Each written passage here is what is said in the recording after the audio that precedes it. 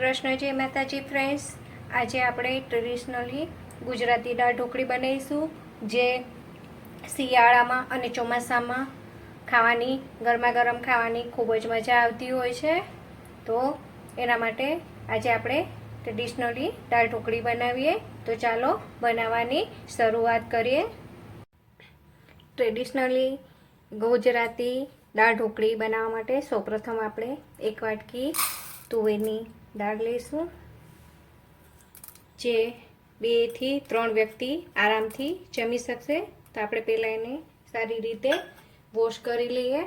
દાળ ધોઈને મેં લઈ લીધી છે. તેની અંદર આપણે 1 ગ્લાસ ભરીને પાણી નાખીશું અને સાથે સાથે 1 ચમચી તેલ નાખીશું, જેથી આપણી દાળ બહુ સરસ બફાય અને ઉભરાય નહીં.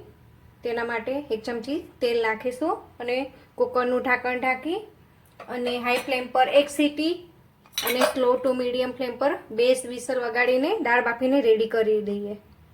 આપણી દાળ બફાય છે ત્યાં સુધી આપણે ઢોકળીનો લોટ બાંધી દઈએ. તેના માટે મેં 1 વાટકો લોટ લીધો છે. એની અંદર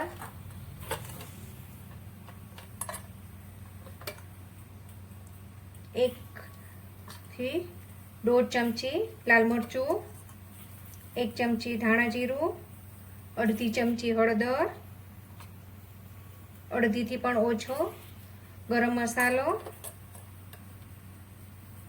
ચપટી હિંગ અને સ્વાદ અનુસાર નમક નાખીને આપણે લોટ બાંધી લઈશું. રોટલીનો લોટ બાંધીએ તેવો જ બાંધવાનો છે. આપણે સારી રીતે મેં ભેળવી લીધું છે. હવે આપણે પાણીથી લોટ બાંધી અને રેડી કરી દઈએ. પાણીથી લોટ બાંધીને રેડી થઈ ગયો છે. તેની અંદર આપણે 1 ચમચી ઓઇલ નાખીશું અને ફરી પાછો લોટને સારી રીતે કેળવી લેશું. આપણો લોટ બંધાઈને રેડી થઈ ગયો છે. તો એને કોઈ વાસણથી આપણે ઢાંકી અને આપણું દાળનું કુકર થાય ત્યાં સુધી એને રેસ્ટ આપીશું. વઘાર માટે મીઠો લીમડો, 1 લીલું મરચું, 1 મોટું ટમેટું અને થોડા ધાણા લઈ અને ટમેટું ને મરચું ને બધું ચોપ કરીને રેડી કરી લેશું. ટમેટાને મેં ચોપ કરીને રેડી કરી દીધું છે.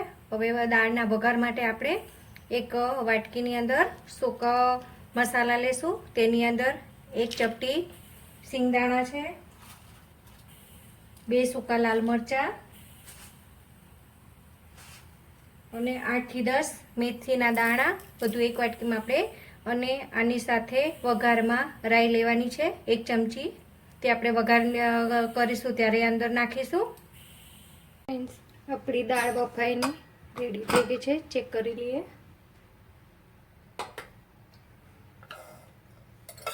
જોઈ શકો છો કેટલી સરસ તૈયાર થઈ ગઈ છે. હવે એને વઘાર કરી લઈએ. વઘારવા માટે મેં ગેસ પર કુકર મૂકી દીધું છે. તેની અંદર આપણે 1 ચમચી જેટલું તેલ લઈશું. તેલ ગરમ થાય, આપણું ગરમ થઈ ગયું છે. તો તેની અંદર આપણે 1 ચમચી રાઈ નાખીશું. રાઈ તતડે એટલે ચપટી હિંગ નાખીશું અને જે આપણે સૂકા લાલ મરચાં અને મેથી લીધી છે તે નાખીશું અને તરત જ આપણે ટમેટા અને મરચાં અને લીમડો નાખી સરસ ટમેટાને કેળવી લેશું.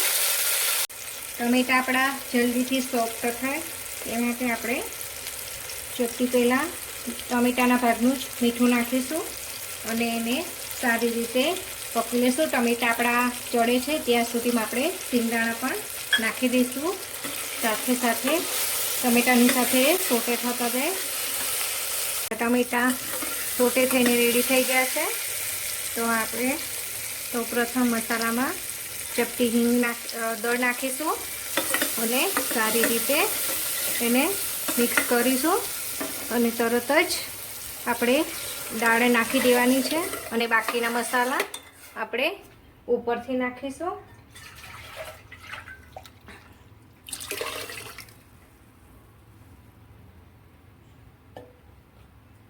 ને દાળની અંદર આપણે 1 લોટોથી ઉપર સૌ પ્રથમ આપણે 1 લોટો પાણી નાખી દીધું છે. તો આપણે એની ઉપર 1 થી 1.5 લોટા જેટલું, કેમ કે દાળ સૌથી પહેલાં જ્યારે આપણે ઉકાળીએ તે પહેલાં એકદમ જ પતલી રાખવાની છે. જ્યારે ઉકળી અને ઢોકળી જોડે ઉકળીને રેડી થશે ત્યારે એકદમ જ ગાળી થઈને રેડી થઈ જશે. કારણ કે પહેલેથી તમે ગાળી રાખશો તો ઢોકળી ચોસલા પાડે એવી બનશે. એટલે લિક્વિડી ફોર્મમાં હંમેશા ઢોકળી ખાવામાં ટેસ્ટી લાગતી હોય છે. તો પહેલેથી જ આપણે એ દાળને ઢોકળી નાખીએ પહેલાં જ પતલી કરવાની છે. અને બાય ચાન્સ જો તમારી ઢોકળી ચડી ગયા પછી ગાળી થઈ જાય તો તમારે ગરમ પાણી નાખવાનું છે. ઉકળતું પાણી કરીને પછી નાખવાનું છે. અને પાણીના ભાગના તે પછી સાથે મસાલા પણ કરવાના છે. તો ચાલો આપણે અત્યારે દાળના ભાગના મસાલા કરી દઈએ. તો હું દાળને 1.5 ચમચી લાલ મરચું, 1 ચમચી ધાણા જીરું, હળદર તો આપણે પહેલાં નાખી દીધી છે એટલે 1/2 ચમચી ગરમ મસાલો અને સ્વાદ અનુસાર મીઠું નાખીશું. જે મેં ટમેટા બાફતી વખતે પણ નાખ્યું હતું એટલે હું એના પ્રમાણમાં જ મીઠું લઈશ. અને સાથે સાથે આપણે ગોળ પણ નાખી દઈએ. હું 2 ચમચી ગોળ નાખી રહી છું. દેશી ગોળ છે એટલે તમે તમારા સ્વાદ મુજબ વધઘટ કરી શકો છો. કેમ કે ગુજરાતી દાળ ઢોકળી હંમેશા ખાટી, મીઠી અને તીખી જ સારી લાગતી હોય છે. તેના માટે તમારે મસાલા થોડા ચડિયાતા કરવાના, જેથી તમારી દાળ ઢોકળીનો સ્વાદ બહુ જ સરસ આવે. દાળ ઉકળે ત્યાં સુધી આપણે ઢોકળી વણી લઈએ. તેના માટે મેં એક લોયો લઈ હું તમને એક વણીને બતાવું. લોયો લઈ લીધો છે. તેને કોરા લોટમાં ડીપ કરી અને મોટી રોટલી વણવાની છે. કેવી વણવાની છે તે પણ હું તમને વણીને બતાવું. બહુ જાડી નહીં અને બહુ પતલી નહીં, બધી બાજુથી ફેરવતા જઈને ઇક્વલી વણવાની છે, જેથી ચડવામાં ઇઝી પડે. ચારે બાજુ કિનારીએથી ગોળ ગોળ ફેરવતા જઈને સરસ વણી લેવાની છે.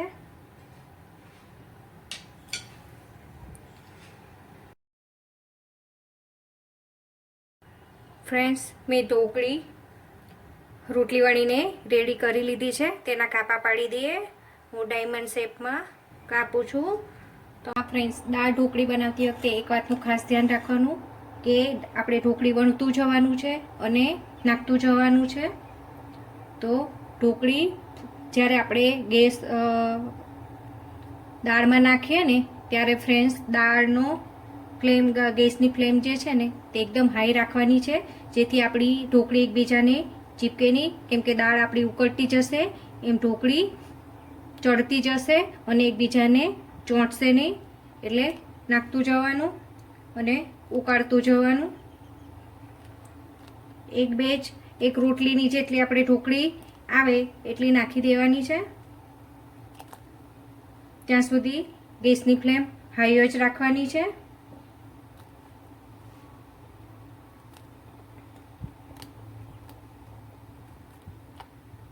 બધી ફ્રેન્ડ્સ, મેં ઢોકળી એક જે રોટલી વણી હતી એ બધી ઢોકળી મેં નાખી દીધી છે.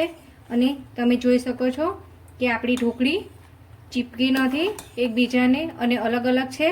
પછી આપણે બીજી રોટલી વણીએ ત્યાં સુધી દાળની ગેસનો ફ્લેમ એકદમ સ્લો કરી દેવાનો છે અને ધીમી આંચ પર એને ચડવા દેવાની છે. બીજી પણ રોટલી વણી અને મેં રેડી કરી દીધી છે. એના કાપા કરી લઈએ. અને ફ્રેન્ડ્સ, 1 વાટકા લોટમાંથી તમારી 4 રોટલી વણીને રેડી થશે. તો હું બધી જ આવી રીતે વણી અને રેડી કરી લઉં. ફ્રેન્ડ્સ, બીજી રોટલી મારી વણાઈને રેડી છે. તો આપણે ગેસની ફ્લેમ એકદમ ફાસ્ટ પર કરી દઈશું અને પાછી આપણે ઢોકળી નાખતા જશું અને હલાવતા જશું. તમે જોઈ શકો છો કે આપણી દાળ કેટલી સરસ એકદમ ફાસ્ટ પર ઉકળી રહી છે, જેના લીધે આપણી ઢોકળી એકબીજાને ચોંટશે નહીં અને દરેક ઢોકળી એકદમ છૂટી છૂટી બનશે.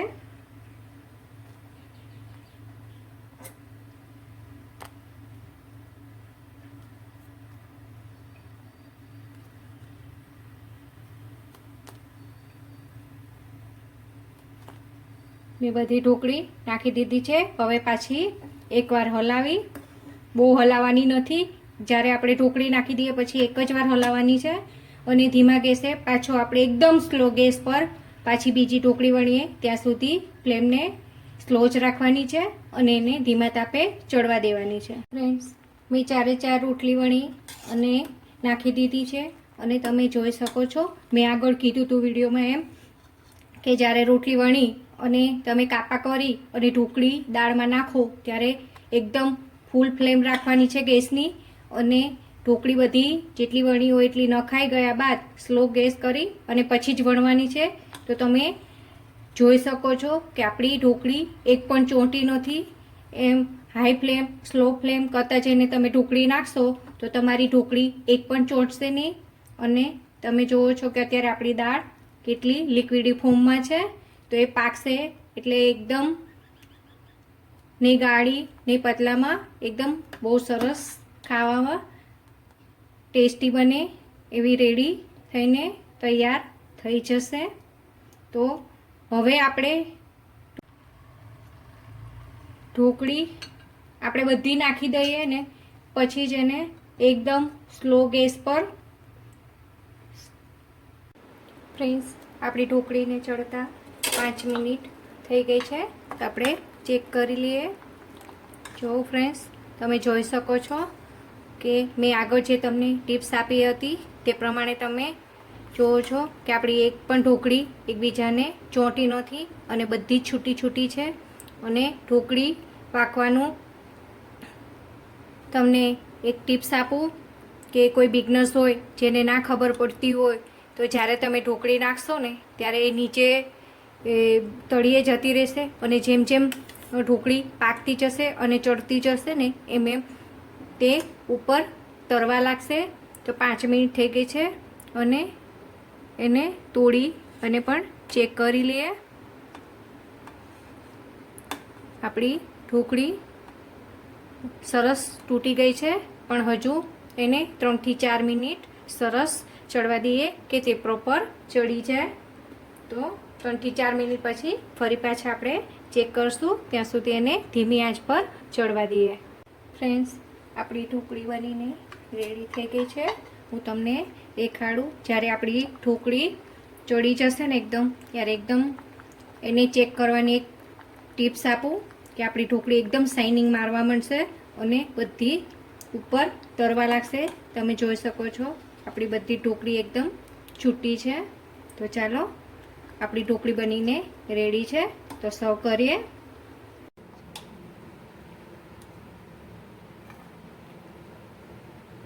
ફ્રેન્ડ્સ, જોઈ શકો છો આપણી ઢોકળી કેટલી સરસ બનીને રેડી થઈ છે અને સાથે સાથે એકદમ છૂટી છે અને જેમ જેમ આ ઠંડી થશે તેમ તેમ એ ગાળી થતી જશે. તો સૌ છે આપણી દાળ ઢોકળી તૈયાર છે. આપણી બનીને દાળ ઢોકળી, ગુજરાતી ટ્રેડિશનલ દાળ ઢોકળી. મેં તેને સલાડ સાથે સર્વ કરેલી છે. તમે એને સ્ટીમ રાઈસ સાથે પણ સર્વ કરી શકો છો.